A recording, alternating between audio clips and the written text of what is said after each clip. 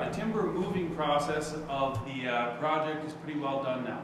Somehow I managed to shoehorn into this building all of the timbers required for this project, with the exception of the rafters and the floor joists. There just wasn't enough room. So before I take you on a little tour of my workspace here, just to give you a sense of the space that I have to work in, let's watch a little footage of me struggling with these timbers on my own. So on my end, moving wasn't too bad actually, because I do have a small farm tractor which I can use to handle the beams and load them onto the trailer. Now, one of the great assets that I have now that I did not have when I was piling these timbers are forks for the tractors. I really wish I had them some time ago when I was originally piling these up for seasoning. But they're obviously a tremendous asset.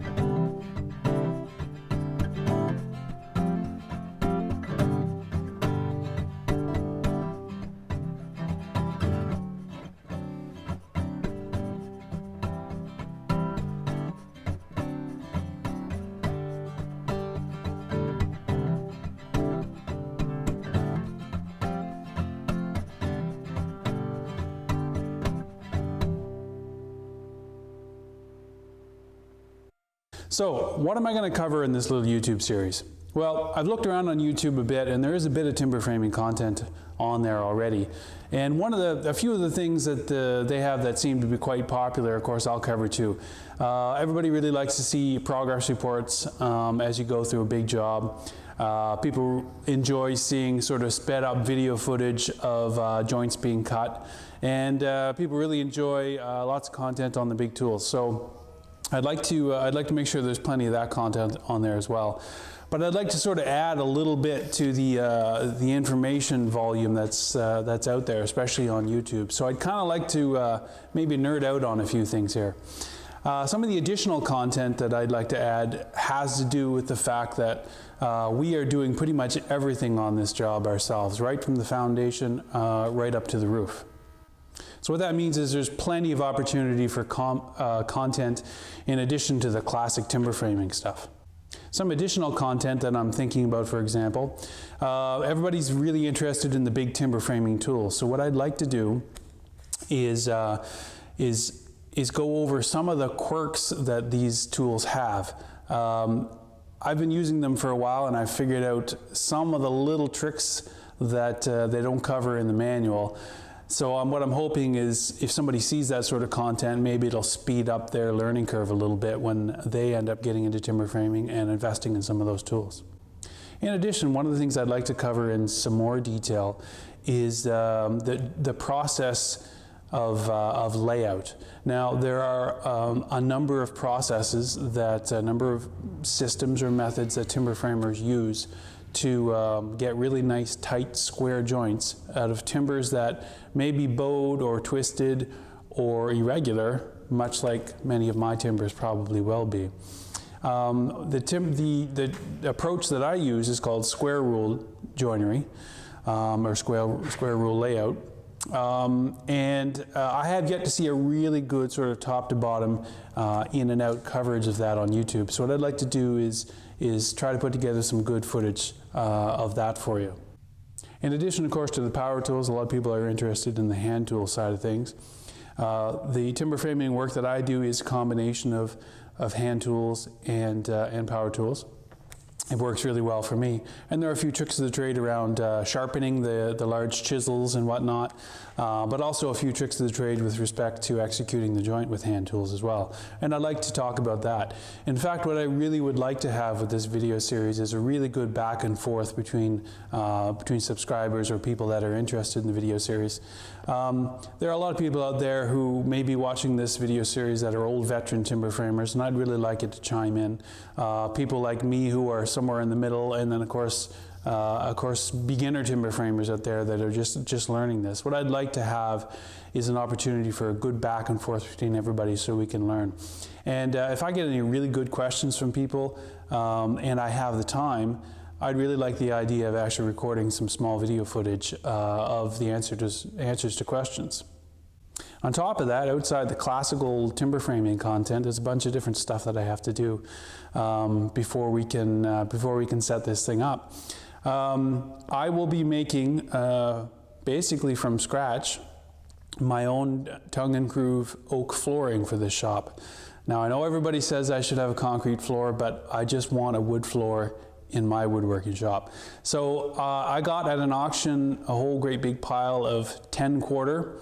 What that means is woodworkers usually refer to the thickness of wood in how many quarter inches it is, and 10 quarters, of course, is 2.5 inches.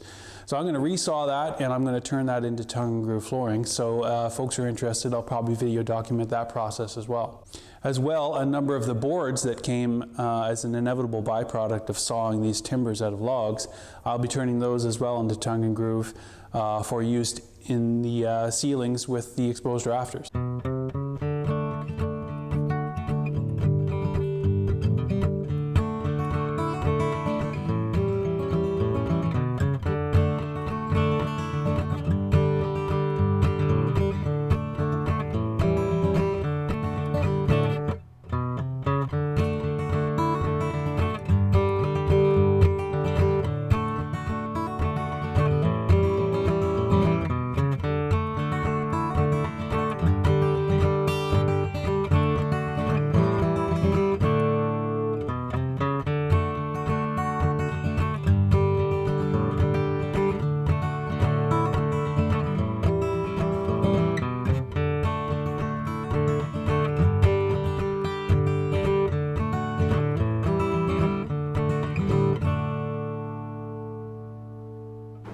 A quick swing around the shop here just so you have a sense of the workspace that I'm in. Of course, to the right are the big double doors that I use to bring all the timbers in with that you saw in another video. In the back on the right there are just miscellaneous timbers, some wall plates and some smaller posts. The saws there are sitting on some big summer beams as well as some extra posts. In the back left there are the primary exterior posts plus a couple of wall plates. And in the foreground here, where the chain mortise is on, of course, is the big 25-foot long 8x12 tie beams. Those will be the first ones. The shop space is actually 30 feet by 34. It's a little bigger than I thought, but certainly is not any extra big. On the back wall there, you see some of the equipment that I use sort of in the furniture making side of what I do. Is a big Woodworking EQ spindle molder on the right. And in the center down below there, you can see a dust extractor. That's a Woodworking MF chain chisel mortiser. That is a 30-inch Woodworking DR high-speed bandsaw, which would be great for cutting all the curves in the braces. And just sort of on the other side of the timbers, you can see a Woodworking 24-inch thickness planer, which would be great for planing the other side of the timbers after I joint them. And hidden way over here in the corner is the lovely old 1940s era Woodworking 16-inch jointer. That is a skew knife carbide head in it. It's just a beautiful machine to use. But it will be, it has been instrumental just as a furniture maker, but it is going to be vital for speeding up the brace manufacturing process of this job. Okay, so I do have a little bit more work to do to get this space ready to work in. I need to organize things a little bit and change some things around, but one of the big issues I need to address is light. Even though it's quite cold out today and breezy, I have these big double doors open just to have enough light to film. And that's not going to be possible working in the evenings when it's really cold out and snowy. So what I have to do is deal with the light issue in here. I have a couple of ideas for that, and I'll share those with you in the next video. even though I'm really excited about getting started and I really want to make some sawdust fly in a hurry, I'm going to take some more time here just to get things organized. So in the next video, I think what we're going to do is I'm going to start walking through the assessment of the timbers process with you. We have to decide on which timbers are going to go where in the building, which are going to be visible on both sides, which are going to be out. So this is a process of initial screening and assessment. So thank you very much for watching the second video in this series. If you enjoyed this, please subscribe, comment, and hit the like button, and we'll see you next time. Thanks very much for watching, and please tune in next time where you get a little less talk and a little more action as we look through the timbers and we take a look at some of the primary power tools I'll be using on this job.